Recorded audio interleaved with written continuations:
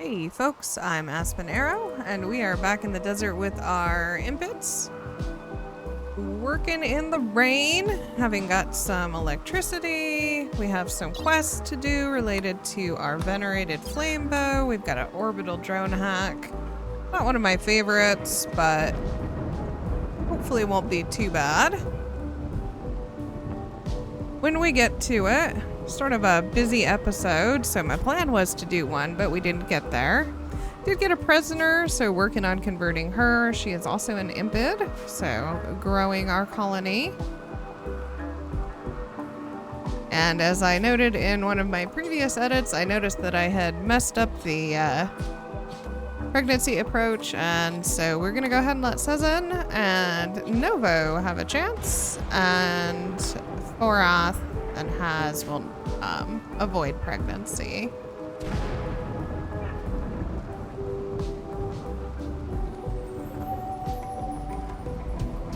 Still working on getting our last great bow for Mila. So nice to have a good crafter in Smith. Still also working on converting Smith, but we did get a skill trainer for crafting, so we are going to give that to Novo with a crafting skill of 5. He doesn't have a passion, but it'll give us another person to help out as we need it. He can at least do some tailoring, if nothing else. So as evening continues, we're going to do a Sky Lantern Festival. This one will recharge our Psi Focus, also just working on getting some of those fluid ideology points. I do really like this festival. I feel like I get pretty crummy results from it. There's that word crummy again. It's been in my vocabulary a lot here recently. I'm not sure why. But I do feel like this one fails. Well, I feel like they all fail more than they should. Get that XCOM RNG, but we're gonna go ahead and see if we can't get some points out of it. You can see we, in one go, Smith's certainty down to 57%. Let's hope it stays there and that nothing goes wrong with the conversion ritual later. It's a really pretty festival. I do like the look of it. You can see it's beautiful. We get another development point up to 7. And we get some Psi Focus recharge as well as a mood buff, which looks like we could use it. So in the morning, as I still spent some time auto cut blocking plants, we research air conditioning. Of course, you can see that there's nothing going to block that windmill. I don't know what I was thinking. So air conditioning will be helpful.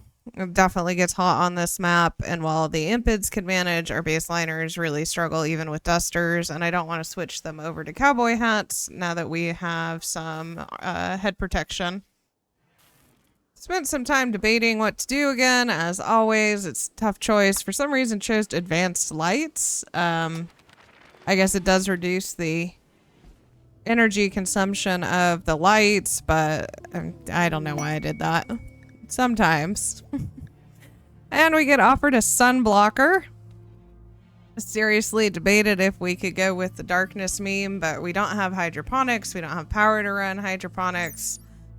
Just not in a place that we could set it up. Also, it didn't really feel very thematic for the impids to be darkness meme or tunnelers, so you can see nothing great rewards wise, but it's a pretty easy quest, and since Danny is psychically sensitive, we're gonna go ahead and get her some honor and try and run her up through the royal ranks to take advantage of that.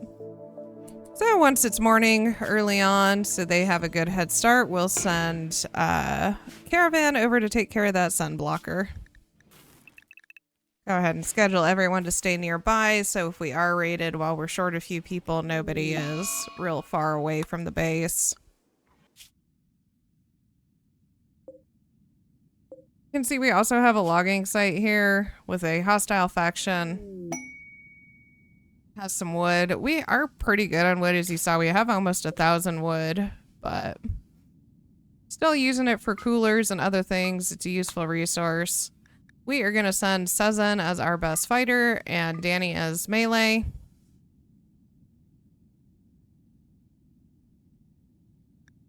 And then we'll take our yak and our dog. Oh, that wasn't totally me misclicking thinking it was the horse. And then totally missing that I did that and taking the dog on the adventure instead of the horse for the carry weight. Always good, always good. We're going to take a little extra pemmican and kibble. Be sure to take some medicine as we are going to pop over and raid that camp while we're out and about.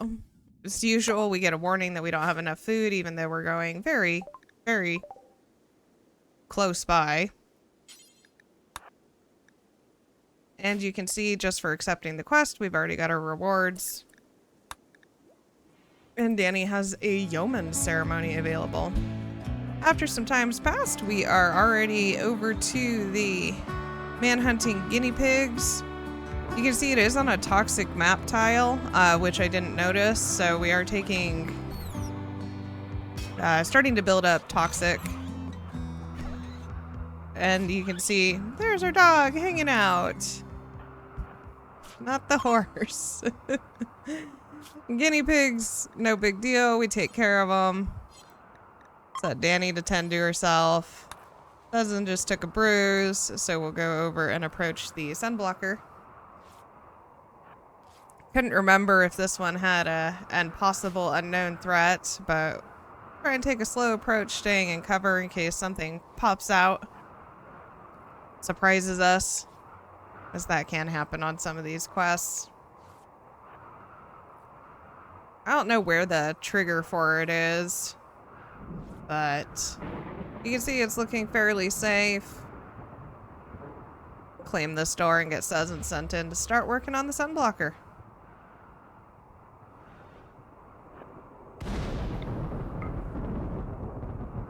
And this is going to take a while. Danny's still working on self-tending. I do think it's pretty slow for her. She's not using any medicine. Decided to just go ahead and have Sezen melee attack. That may have been a wrong choice given that she has weak melee damage, but you can also see that toxic buildup starting. Got a crack on our prosthetic leg, which is always funny, but it's also like when suddenly you get hit and your bionic leg is gone because it managed to hit the critical point on it. We send Danny over to start breaking up that Sunblocker, and then caravan over to the hostile camp to get some wood. Although not as much as we would have hoped since I brought the dog.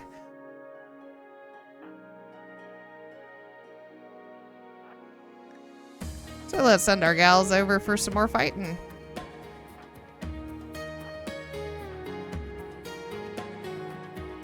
You can see they do have one turret. Fortunately, can mostly avoid its line of sight. Send Sezen on a hand. Of course, Danny is much slower. Sezen has a very long range bow. And we're looking at 2 melee Itakeen.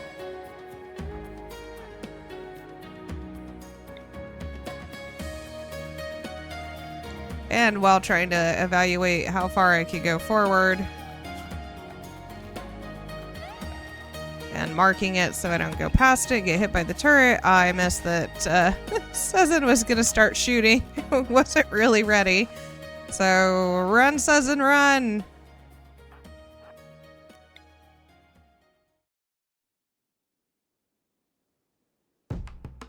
And we'll use some fire spew, just barely missing Danny.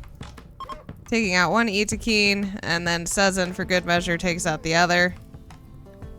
Did briefly consider grabbing the Itakeen Iron Willed with good shooting and melee, but decided to go ahead and try and stick with our theme, and went ahead and did not capture him. And we'll send Sezen around the base to start taking out the power sources for the turret while Danny rests inside and cools off, because there was a passive cooler in that area with the wood. This will take some time with one single great bow. So after some time has passed, including going through the night, even with the solar panels taken out, the battery stuck through the night powering the turret. So we're going to come in this other room here. If I had paid attention, we could have had them sleep in beds last night, but I didn't notice. So Susan's going to take out this battery and we'll avoid getting shot by the turret. Get a zit event back at home, but I didn't see any fire. We also get another quest for a relic, an ancient space drone hack, so that's 2 of them. Smith had gotten taken out by food poisoning. She is a wimp, so anytime anything happens, she goes down. See, our caravan was detected, but we have plenty of time. We're gonna get everything and head on back home. And everyone got home safe, no manhunters and no ambush. While they were gone, I did go ahead and tame some dromedaries with Mila. So we have 1 male and 2 females, so we have some more caravan potential. We're going to go ahead and continue trying to convert Smith. It occurred to me again after the fact that I probably should have put the passive cooler on for our baseliners, but since everyone's already involved in the ritual, it's not going to happen. And I think we've seen these before. Just continuing to talk about the future of mankind, meaning of life, fear and safety, purpose of life as we try and convert Smith over to our ideology.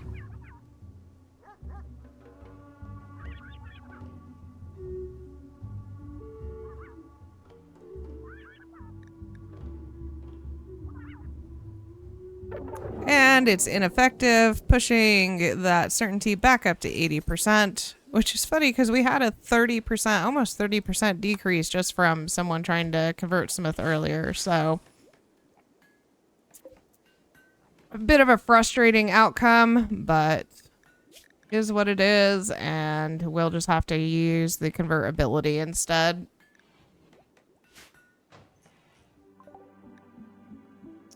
And our baby has finally grown into a child. Baby Noise is now Child Noise, who will remain a tribesman.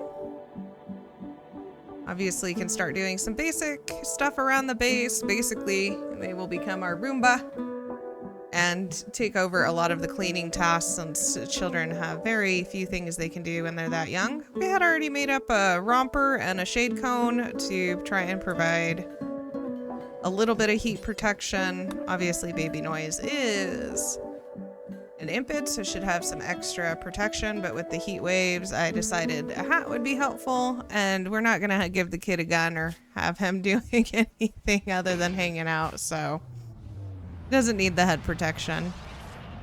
And after Noise reaches age 3, we have a ceremony for Danny. Empire arrives to bestow her yeoman title and takes their sweet time getting there. And at completion, Danny is now a yeoman and has learned Word of Trust, which will be handy. We can use that on our prisoner once she wakes up. Will help reduce resistance. You can see, unfortunately, can't use it while the prisoner is sleeping, so once they wake up, we'll have Danny use that skill. And then we are raided. After some time has passed, it is a Neanderthal raid, so we want to stay pretty far away. We do not want to get into melee combat with them. You can see they are going to prepare a while, so we're going to send Sezin and Haz, our best shooters, with their great bows to harass them while they wait in the hopes of preventing the raid.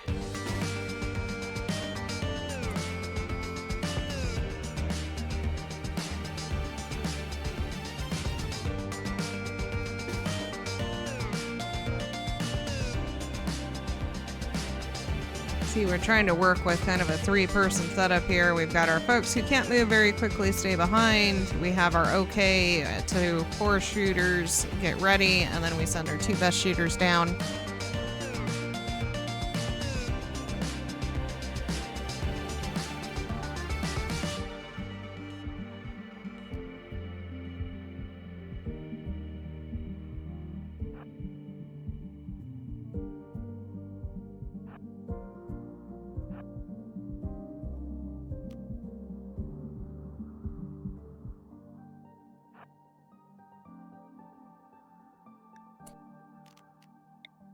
And we'll start taking our shots as some of the group will pull towards us, and then we can pull back.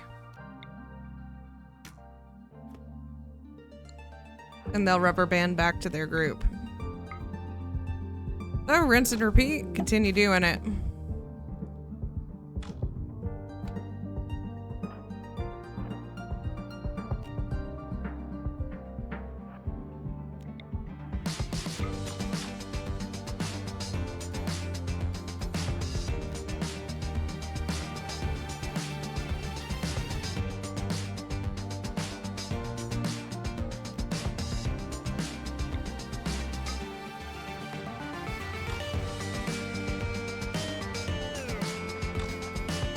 Yeah, I didn't quite move fast enough. We had a couple shots, but they were missed.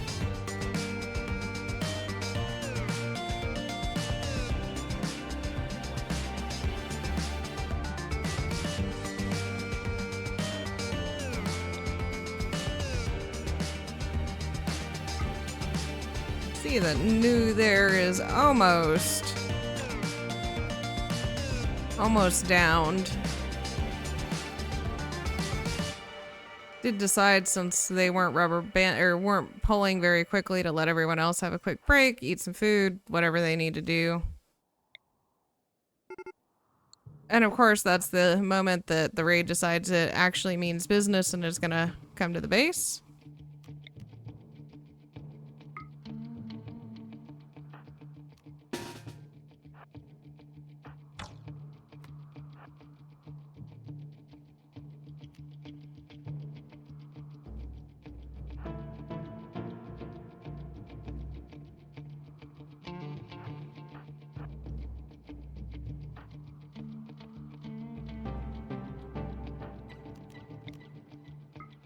Try and get a few more shots off and then retreat behind the wall to regroup. Really don't want to get into melee combat with this raid.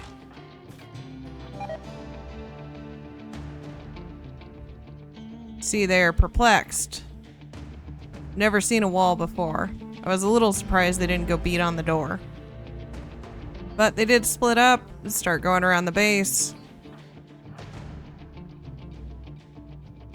which gives us a nice numbers advantage and range advantage.